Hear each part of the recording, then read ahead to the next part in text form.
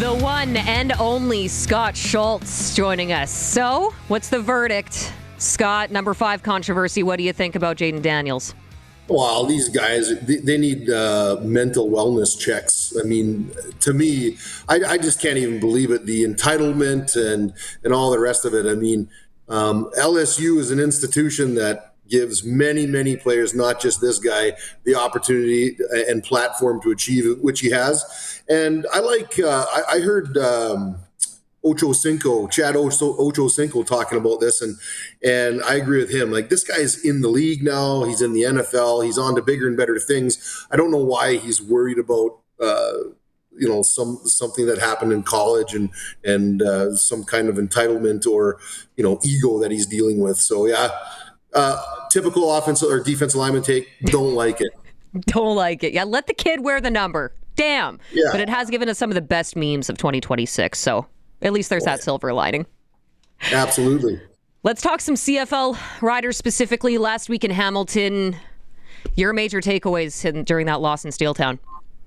Well, I mean, it wasn't a 60-minute physical beating. It was just the failure to adjust in the last 15 minutes. I mean, we led 19-10 going into the fourth quarter, and there was 16 unanswered points. So how important is it for them to turn the page quickly, stop focusing on that, and look ahead towards a team they've already beat once this season in the BC Lions, but they are kind of hot right now? Well, they are picking up, and they're getting steam, which we all knew kind of what would happen. A lot of these teams have that ability to. It's just a matter of will they do it, and BC is actually charging. But it's next play mentality. I mean, you can't dwell on this. It is a long season. There's 18 games. We are currently 6-3, and you cannot dwell on the past.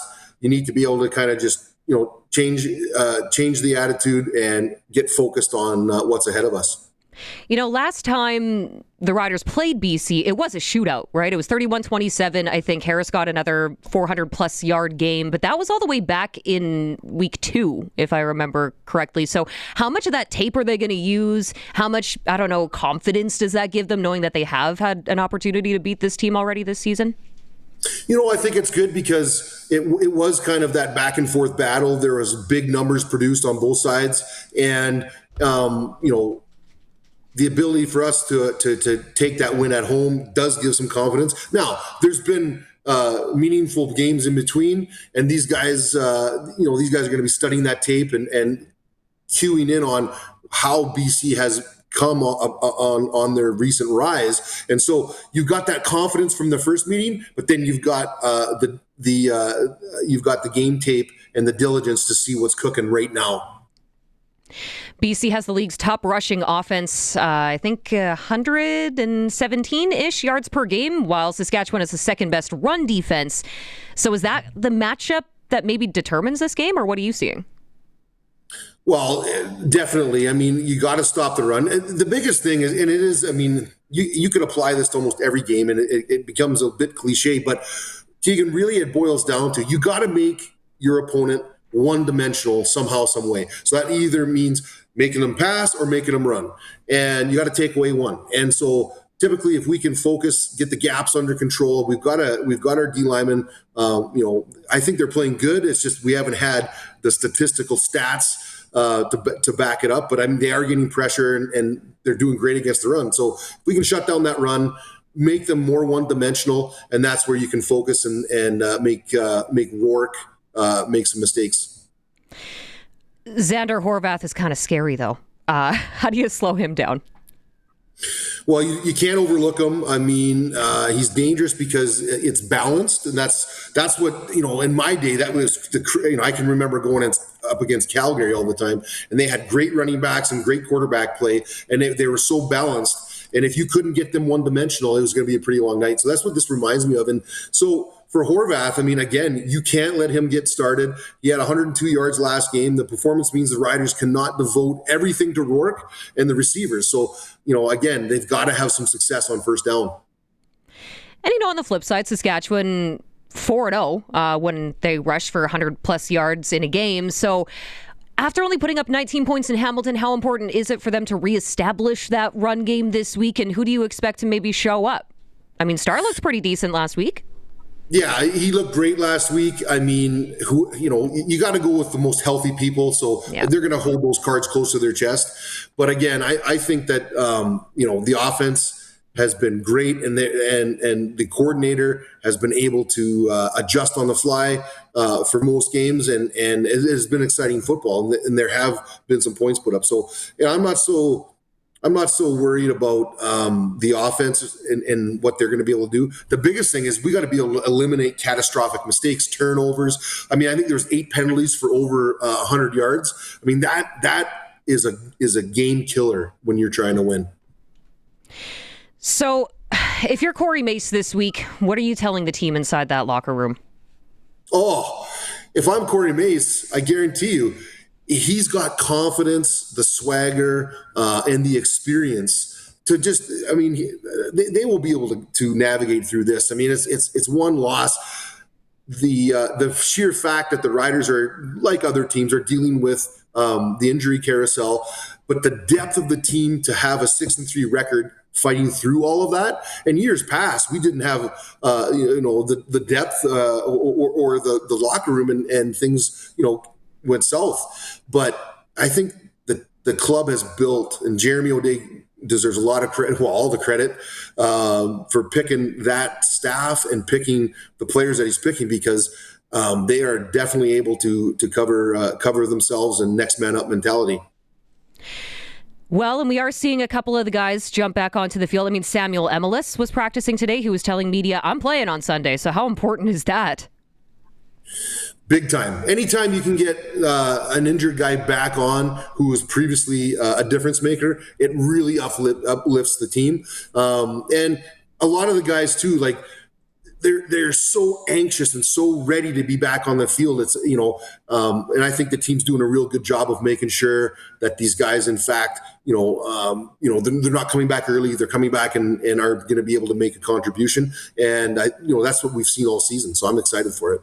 Well, and I'm sure it's exciting to get back after, you deal with an injury. How frustrating is it to watch on the sidelines, though, when maybe your position group isn't firing on all cylinders like you're familiar with them doing? Well, like I said, in the past, and, to the layman, a lot of people focus in on the statistics that show up as, tackles for loss or sacks. A lot of the times,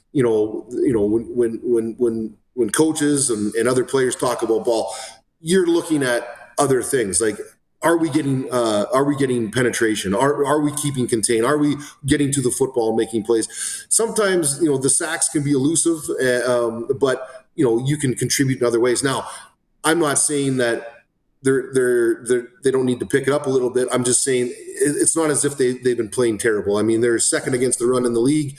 And, I think, with a new group of guys and a new coach, they're getting into that mid-season comfortability. And I think, things are going to pick up as we head down the stretch and into the playoffs. I was told BC Place is bringing back their watermelon smash this weekend. Have you ever attended? Yeah, I think I've heard of it. I don't think I've ever witnessed it and stuff. But again, hats off to them. Anything to get the fans involved and whip up a lather and get that rivalry going. BC is certainly, in the early 2000s and 2010s, we're a great rival in the West for the Rough Riders, and I'm looking forward to a great tilt this weekend. Well, this has got to be the matchup of the week, right? I don't see any other games that really jump off the page that sound more enticing to me, but maybe I'm biased, Scott. Oh, absolutely. I mean, you got a rising team, and then you've got a team that has been at the level all season. I think it's definitely the game of the week, and the way I'm looking at it, just like the last game, I would say I think the score is going to be a little lower. I'm leaning more like 28 Saskatchewan, 24 BC.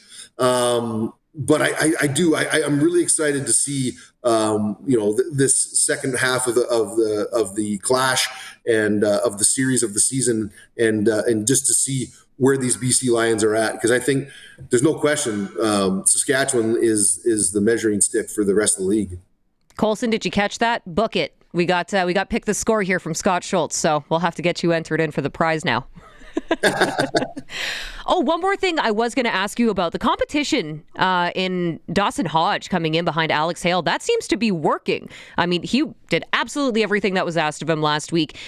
What happens next? Do you think that they keep Dawson Hodge with the club, continue having that competition behind him? Or because now it's got to be consistent, right? That's the major thing. You did great last week, but now we need consistency.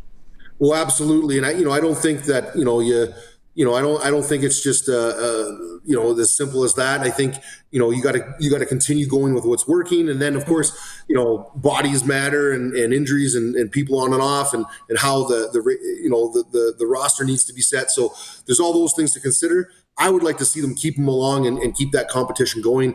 And like I said, it's produced results. So I wouldn't change. All right. Well, he went 4 for 4 last week. We'll see what he produces in BC this weekend, and we'll see how many watermelons they smash. I just want to see the videos from it. That sounds so satisfying after a long day.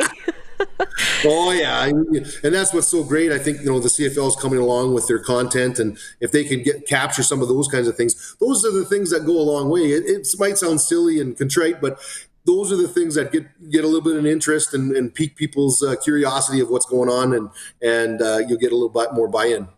Well, and it doesn't hurt that Rider fans travel really well, and let's be honest, they're everywhere. So you'll see a lot of green in the stands at BC Place.